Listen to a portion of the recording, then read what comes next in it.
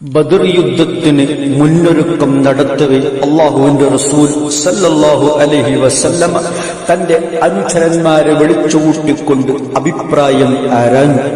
അബൂബക്കർ സിദ്ദീഖ് റളിയല്ലാഹു അൻഹു, Umar bin Khattab റളിയല്ലാഹു അൻഹുവിനെ പോലെയുള്ളവർ തൃപ്തികരമായ മറുപടി നൽകി.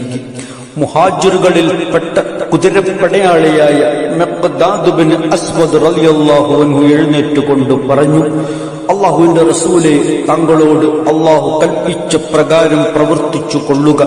മൂസ നബി അലൈഹിസ്സലാമിനോട് ബനി ഇസ്രായേലുകൾ പറഞ്ഞതുപോലെയുള്ള വാക്ക് ഞങ്ങൾ താങ്കളോട് പറയില്ല. താങ്കളും താങ്കളുടെ റബ്ബും പോയി യുദ്ധം ചെയ്തുകൊള്ളൂ, ഞങ്ങൾ ഇവിടെ ഇരിക്കുന്നവരാകുന്നു എന്നതുപോലെയുള്ള വാക്ക്. എന്നാൽ അല്ലാഹുവിന്റെ റസൂൽ അൻസാറുകളുടെ അഭിപ്രായം അറിയാൻ അങ്ങേയറ്റം ആഗ്രഹം പ്രകടിപ്പിച്ചു.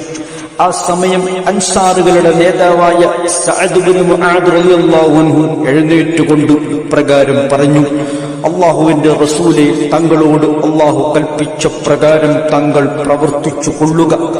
ഈ മുന്നിൽ കാണുന്ന സമുദ്രം കുറുകെ മുറിച്ചു കടക്കാൻ അങ്ങ് കൽപ്പിക്കുകയാണെങ്കിൽ ആ സമുദ്രത്തിലേക്ക് ഇറങ്ങാൻ ഞങ്ങൾ തയ്യാറാണ്.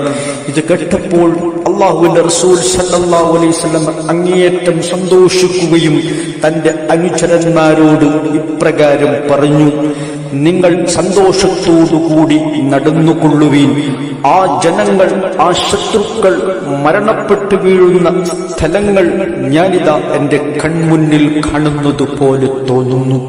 ഇത്രയുമാണ് ഇതുമായി ബന്ധപ്പെട്ട് പറയാനുള്ളത്. ആഖിർ ദഅവാന അൽഹംദുലില്ലാഹ്.